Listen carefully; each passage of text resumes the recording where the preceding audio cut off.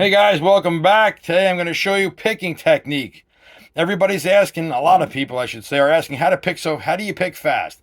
How do you pick fast and even and efficiently and get up over, say, like 160 beats a minute? That's what people are saying. I can hit 160. I can't get faster than that. I want to be over 200. Well, I'm going to show you how to get over 220, 230, even hitting 250 with a little practice. There's the technique involved. And I'm sure you're not, you probably are not doing this or understanding it if you're here watching this video. If you're watching this video, it means you're not happy with your technique and the way you pick. And if you're not picking fast and clean, then this is the video for you. This is the last video you will need to see on picking fast if you're a shredder. If you're looking to do anything of the rifling action, this is it for you. Here is the thing that you're probably not doing. It's very simple. When you pick at the slower speeds, you pick like this.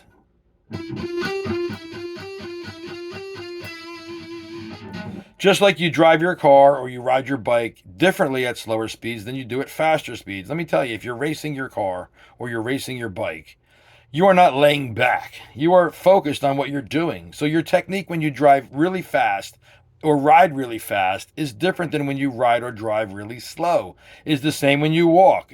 Walking is not running. It's the same motion, just one is faster than the other. So you change the technique to get the different result. You can't do the technique for walking. If you're running, you'll just keep walking. And if you're running, you're going to keep running unless you learn to do the thing that you do when you walk, which is change the technique. So we have to change our technique when we pick. So when you're picking slowly like this, you cannot pick like that when you're picking faster. You must change it. And you need to understand how and what to change. And that's what I'm going to show you here. That's why you're watching my video. Please like and subscribe if you want to see more stuff like this. Also, comment below if you want to see something specific that you're working on or something you want to be able to do that you can't do and you want to know how to do it. You want the easiest way. You want it explained the easiest way. Leave me a comment about what you want to see, and I promise I'll get that video out for you as soon as I can. So let's get into this, okay? The thing that involves the efficiency of speed picking is really just one thing. The word rubbing. We changed the technique from the picking technique that you just saw to a technique of rubbing the string. So really, when you get to a certain speed, you no longer are going to pick. There are two things involved with rubbing the string. Number one, you need to have your thumb. You see like this? Not good. Your thumb needs to be really close to the edge of that pick. So much so that you could just roll your thumb over and make the point disappear. Because we only want a little bit of pick going into the string. Because look, the science says if you stick a lot of pick in there and you've got all this room to get hung up, well, then you're not going to play fast and efficient. It's not going to happen. So science says you need less friction to go faster. Well, the way you get less friction with your pick is to have less pick sticking into the strings. So the most minimal amount of string or pick is hitting into the string. And so when you have a little bit of pick like this, it's going to rub the string.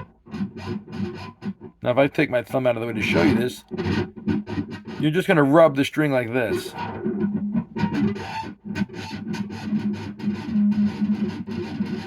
See that? You're just going to rub. It doesn't leave the string to pick. You can't do this. That's for the slower speeds. The faster you go, the shorter these strokes need to be.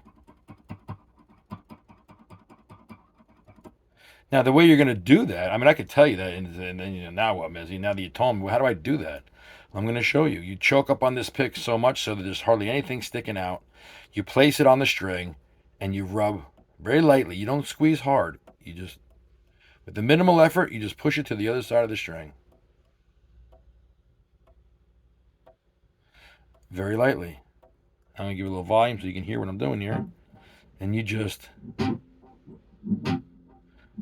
Remember, this is temporary. You're just learning this. So once you learn it, you're off and burning. But for the moment, you have to learn to rub this string. You have to get this control down, and you have to do it with the pick exactly the way you want to feel it in your hand. So this is where I like mine, with my thumb hanging over with the edge of the pick. There's really nothing there.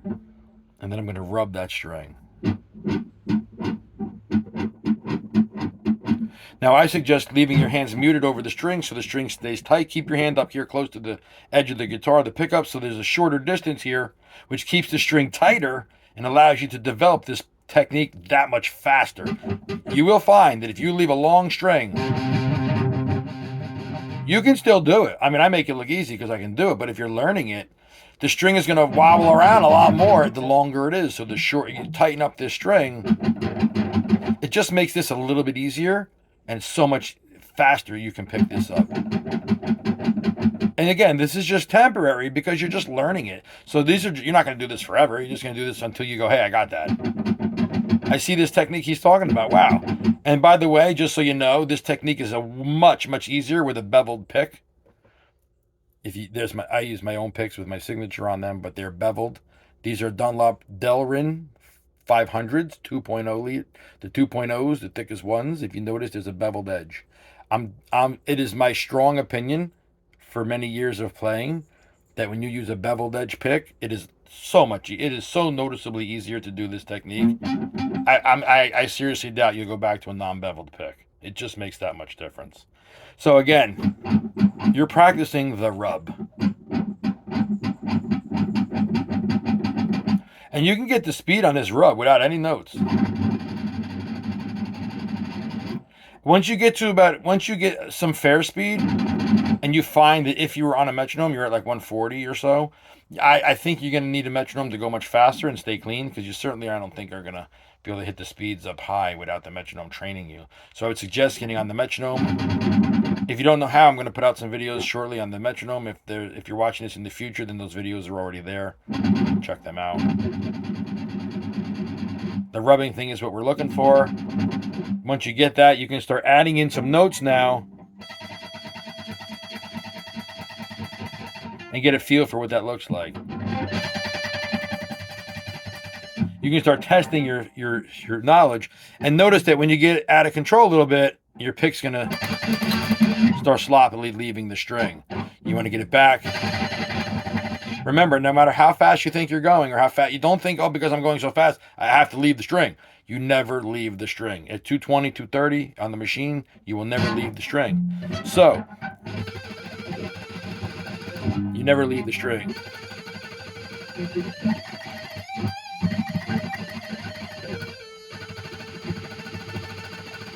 It never leaves the it looks like it does, but it never leaves the you can hear it.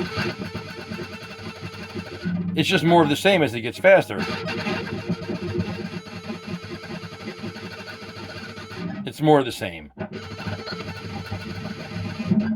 See that?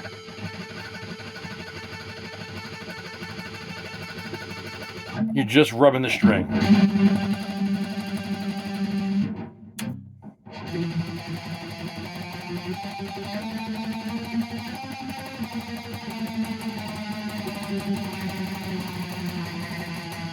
Now you're moving one finger, but if you start adding fingers, the chromatic thing is the easiest thing to time all your fingers.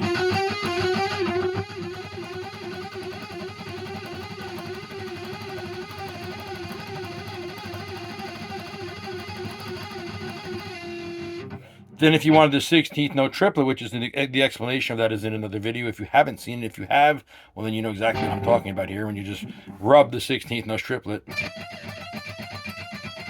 you're just rubbing that bad boy. And really, that's what's going on. So your picking technique, the secret to shredding and picking fast is rubbing the strings and understanding how to rub the string by not having a lot of picks sticking out. And you really need to have your thumb feeling the string along, so it should be rubbing the string too to tell you what's going on and give yourself a feel of what's going on there. And that really is the secret to shredding, the rubbing. Rubbing is racing. And I hope that helps you guys understand what's going on. Now you know you can just go and do it. So attack that stuff, and then let me know what you think down below. If it's helping you, let me know. I want to know if this is helping you guys get better. If you're seeing yourself improve and you can tell, let me know. I want to help you guys, and I want to put out some videos that are going to help you guys get where you want to go. So just let me know if this is working for you. And if you want to see anything else, just leave a comment and say, hey, can you make a video on this? Can you show me this? And I will do it. Thanks, guys. Have a great day. See you in the next video.